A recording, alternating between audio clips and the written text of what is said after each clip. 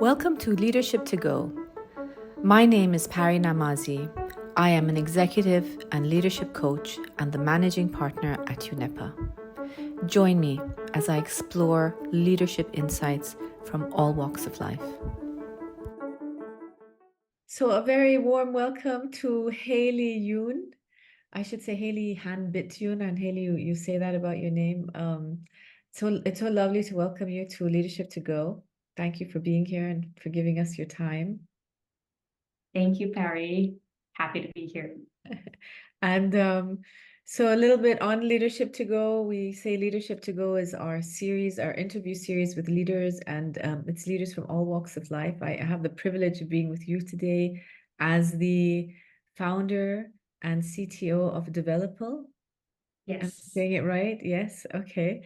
And you'll have to tell us more about DevelopL. It's your baby. It's your company. You've started this. And Hailey, you are our first Gen Z on our program. And so it's a big honor to have you, especially understanding your perspective towards leadership. So maybe you can start by telling us a little bit about you, a little bit about your company. We'd love to hear. Yeah. Yes. So I'm Hailey Yoon. I'm a software developer based in Dubai. So day to day, my biggest task is to develop software and do coding. So a little bit more about DevelopL. So we elevate learning through tech and technical trainings. So tech meaning we support academies, we support private learning institutions in terms of technical needs and IT operation support. And in terms of technical training, we go in and assess how we can elevate it. It could be DevOps, it could be security, it could be AWS training. We specialize in technical training and making sure all the engineers know how to do hands-on when it comes to their tasks.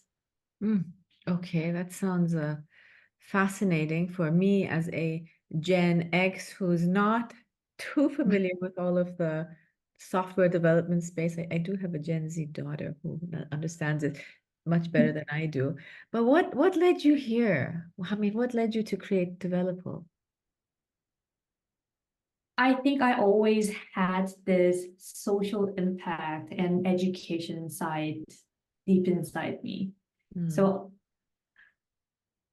I always wanted to do something to impact people in positive way. And I tried different things. I tried developing mobile app for accessibility. I tried a little bit of NGO work, like volunteering work. And I think I circled around a little bit during my short period of professional experiences. And then I found myself today at DevelopL, where we develop software for impact.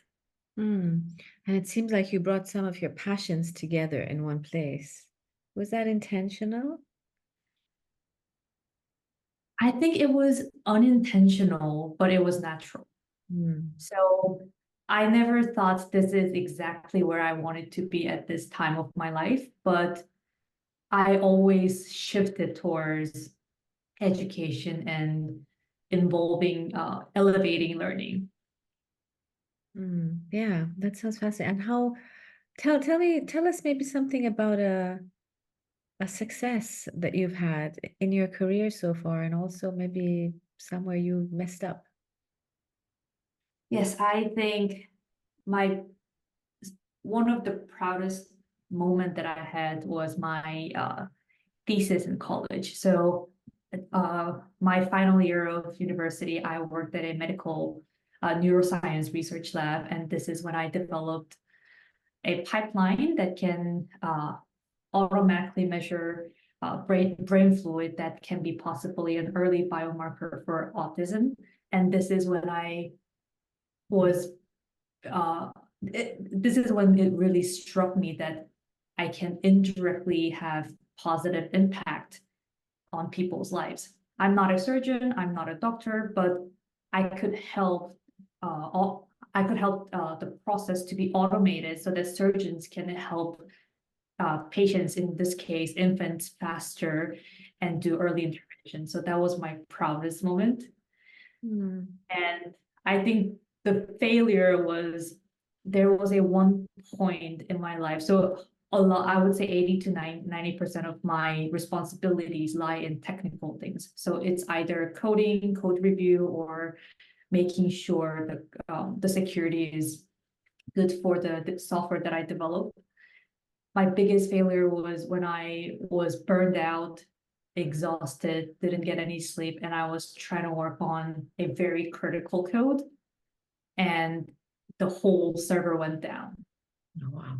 And the damage, the damage was done already by the time the server was down. And eventually, I was able to get it up with everyone's help. But from that mistake, I learned never to touch a critical code when I'm not 100% focused. So it's very important to acknowledge when and admit and assess my status before I do especially live server work.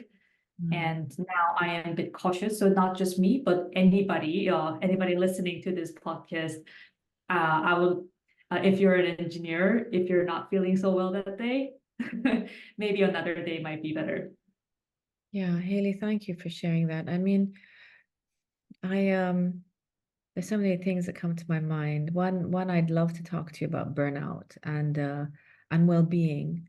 Um, it also strikes me that, as a entrepreneur and as a business owner, you and I'm saying that also as myself being an entrepreneur and business owner, we take on so much responsibility ourselves, and it's always about making sure the business runs, and if you have a team and staff, making sure they have work and meaningful work. So one question that I'm going to first ask you is, how do you ensure or what is meaningful work? Because I know also we talk about the generations, and something that's very important to millennials and Gen Z is meaningful work, and to work with organizations that have purpose, that can have impact. How do you bring that out in your work? What does it mean to you, meaningful work? I think for me, meaningful work is something that I feel 100% comfortable about.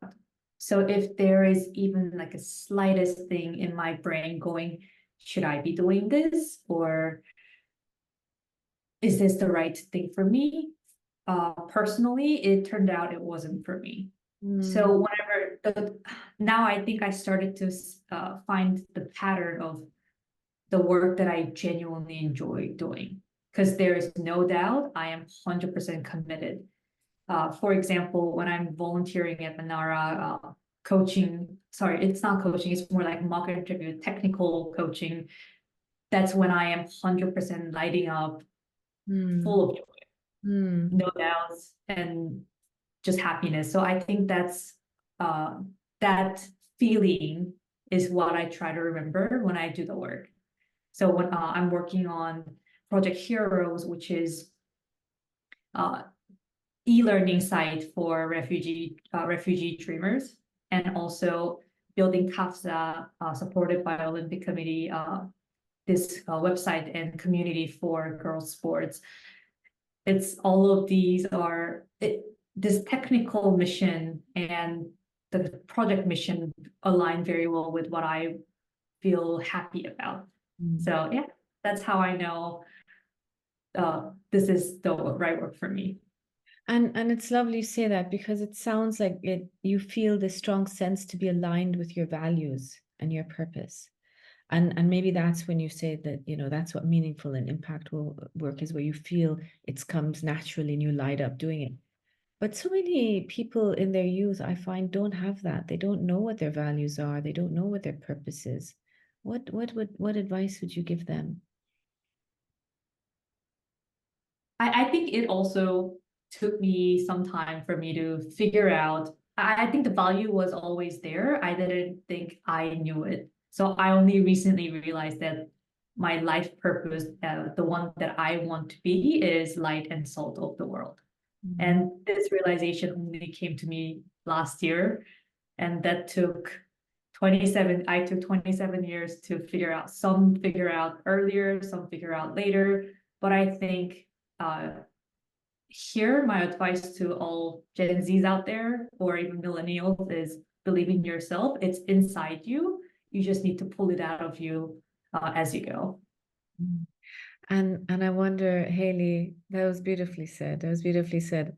And I'm wondering, along your way, who were the role models, or what helped you find that, find your direction, find your purpose, identify more with your values?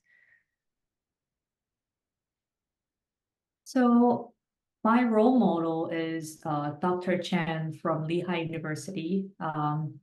This Dr. Chen is the one who actually spotted my talent in computer science when I first took his course as an English major. So I took one semester of his course, computer science for university, first year university students. And after that semester right away, he wanted to have a chat with me, and he gave me an opportunity to become a TA for his class, although I was very young. And he's the one who took his time to let me know that he sees a talent, and he thinks it'll be unfortunate if I miss this potential. And I am happy that I found a really good educator at early age, because that really shaped, that gave me confidence in this area. So even when I'm going through a difficult, challenging times, like I go back to day one, what sparked me to be in computer science, and I get that little bit of reassurance that I have potential in me. I can get through this. So I am very grateful for Dr. Chen and all the educators out there. Yeah. And it's lovely that you say that. Sometimes it's just that one, if we don't know that we might have that hidden talent inside us. And when someone sees it, it's so valuable. It makes me think how important that is to pay that forward when we're working on, with our team or individuals. Sometimes it's funny, I was in a meeting yesterday with a seasoned leader. And we were just telling him that this was an observation I had about him, how he very objectively gave feedback to people. And because he did it in such an objective way, everyone believed it thoroughly. Like, he was so authentic when he did that. And he didn't even recognize that he was doing it, ever. He didn't even know this was a strength of his. And when I told him, he sort of sat back and thought a little bit, and he said, "Thank you for telling me that."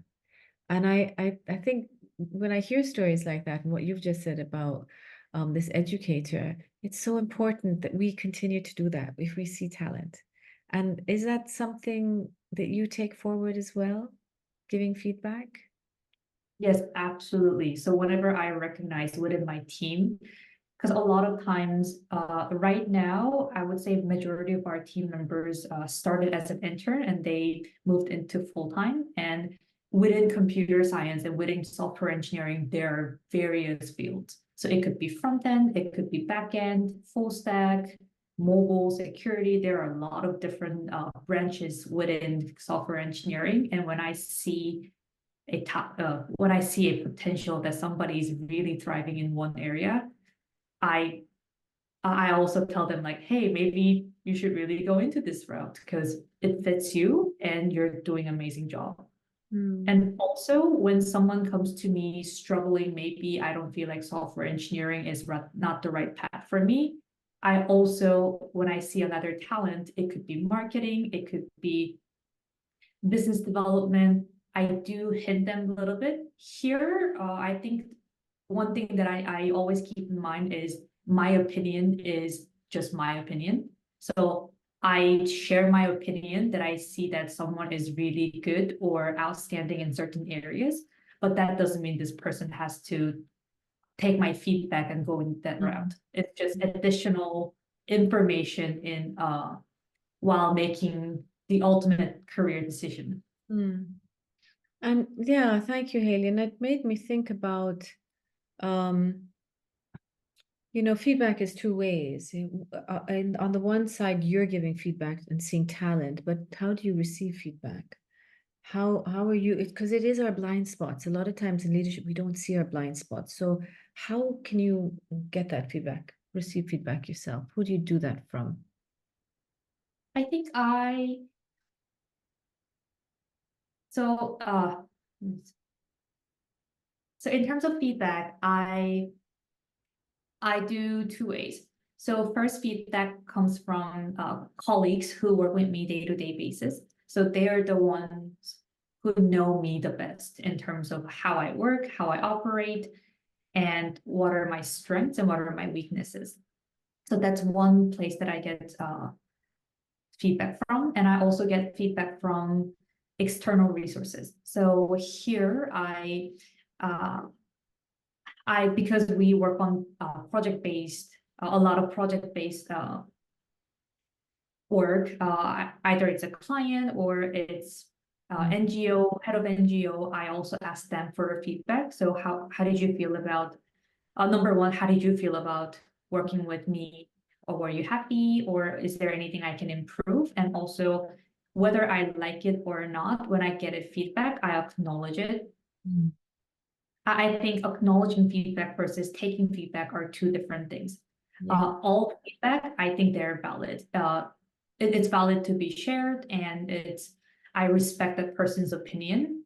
I don't have to agree with it, but I 100% respect it. And I think that's where I try to do my learning. What am I doing to make this person uh, feel that way? And if it was positive, how can I recreate this experience for another person? And if it was negative, what can I learn from this and avoid it next time? Mm. Yeah, and so that I recognize how important that is, and also the learning aspect, how important that is. And coming to learning in the tech field, there's so much we talk about the new skills, upskilling and reskilling. And I was just wondering, how do you manage something like that? What are you seeing in your industry and environment? Oh, I think number one thing that I notice is there are so many different program languages now. Mm. I am quite young, but when I started, there were less programming languages.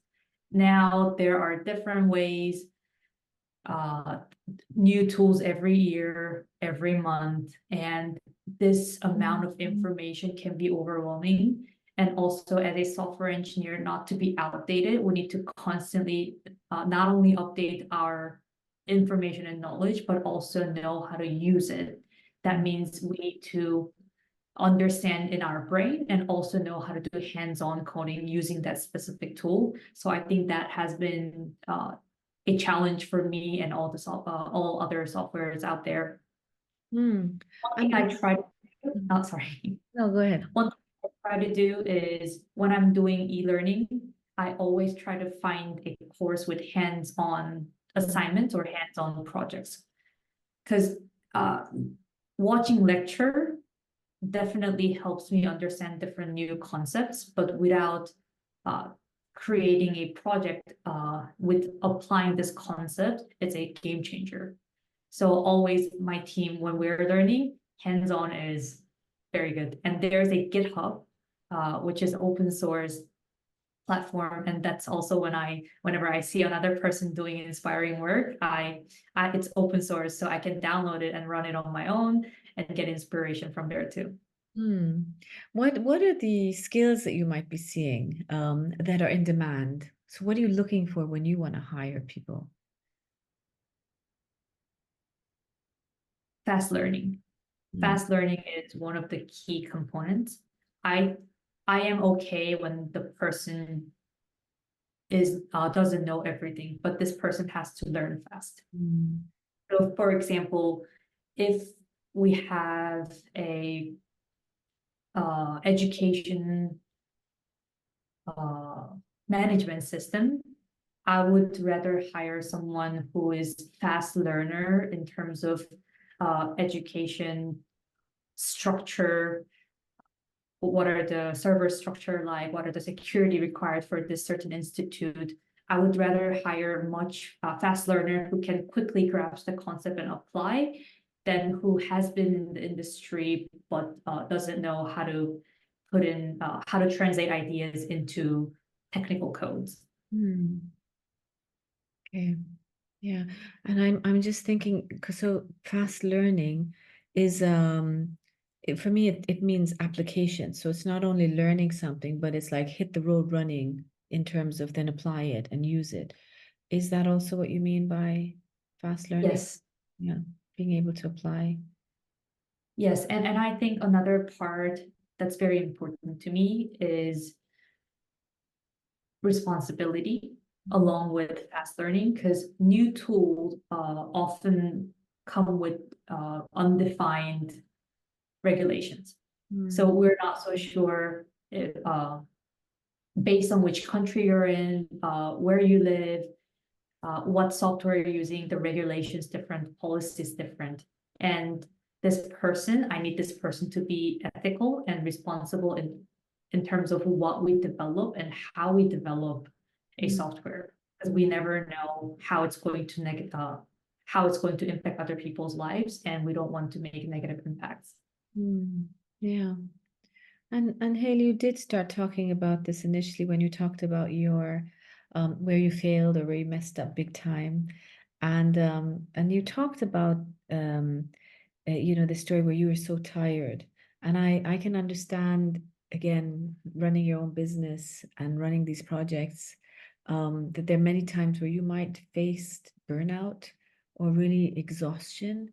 And so there are two questions here. One, what do you do? How do you recognize you're there, and what do you do to look after your well-being?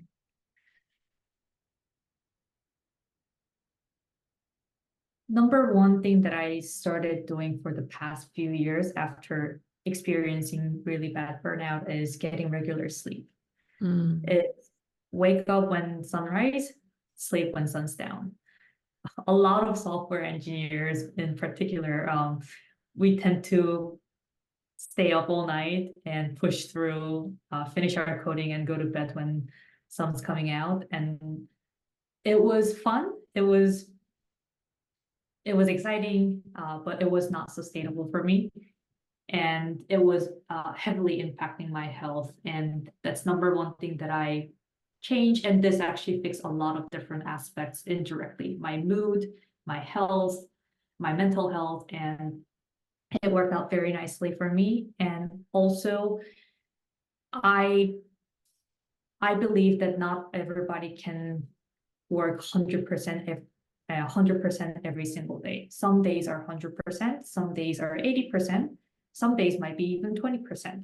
And I think here, again, it's very important that you notice them and you actually acknowledge them. So if you're not at your 100% that day, you don't have to feel bad about it. It's natural, but you need to adjust what you want to work on and how you want to work on it so that you can get maximum value out of that day.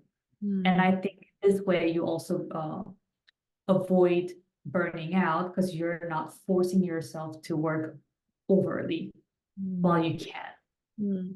And I love that you say, you know, recognize you can't always be at your 100%.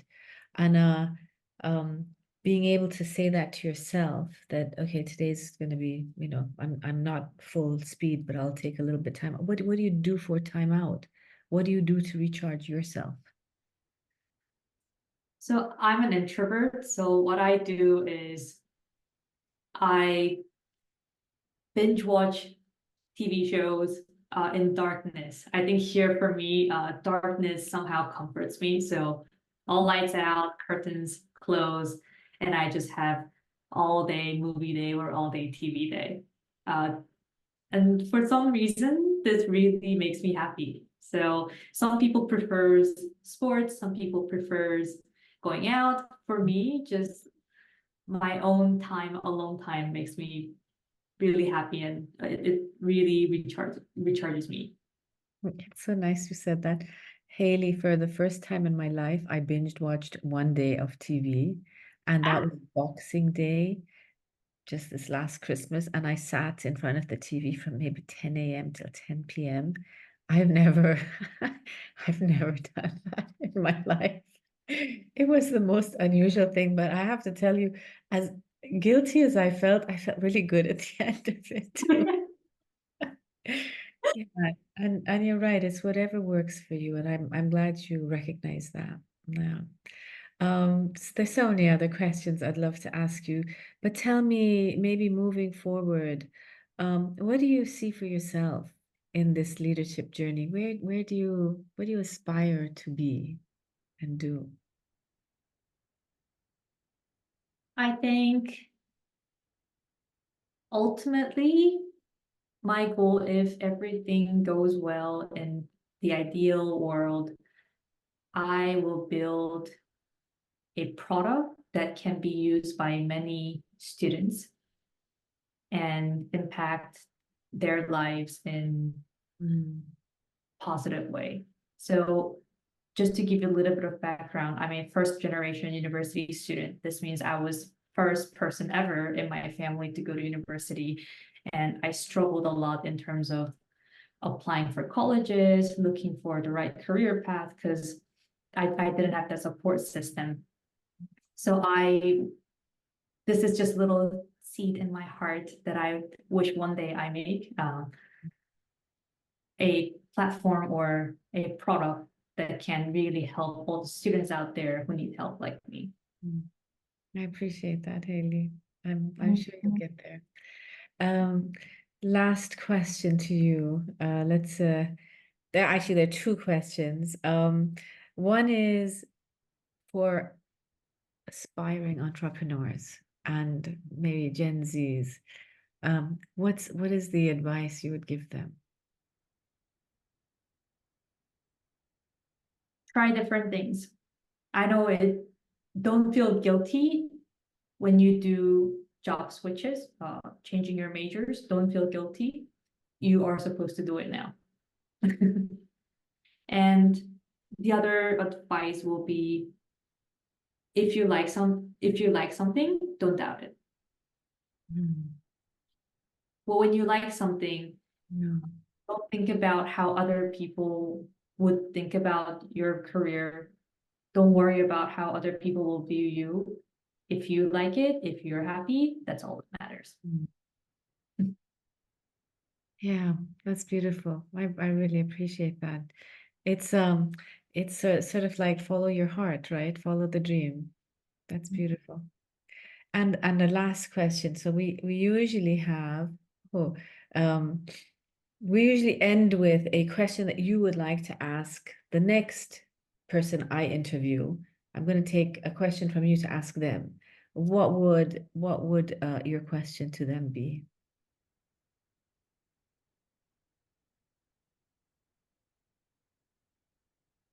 What was your biggest crisis Hmm, and how did you overcome that? okay, that's a good one. And so I have to ask you as well, because now I'm curious.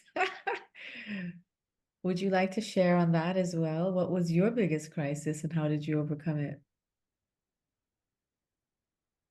I think my biggest crisis was when I didn't know what to do after college. Hmm, I was sprinting so hard to get my thesis out, research, internship, work, like school after school. When hmm, I was about to graduate, it was my biggest crisis in terms of I didn't know what to do other than studying because I was so focused on getting good grades, hmm, being a good student. I never thought about, oh, now there's a lifelong journey out there. And I was terrified of that. And I am responsible for my path and I'm not a baby anymore. So turning 18 wasn't the maturing moment for me. What really made me mature was when I graduated college and I was responsible for myself. What hmm, I do, what I say, what I pay, all of these responsibilities that was guarded by teachers, parents, or counselors, they were all gone. I had to navigate my life, and that I think that was my biggest crisis. And The, gosh, go ahead, Hailey, sorry. and the way I overcame was taking it piece by piece. So I do a daily planning. So it's not journaling, it's daily time planning. So 3 priorities, no more than 3. What are the top 3 that I need to get done? And what are the optional ones? And then I just repeated this process every single day.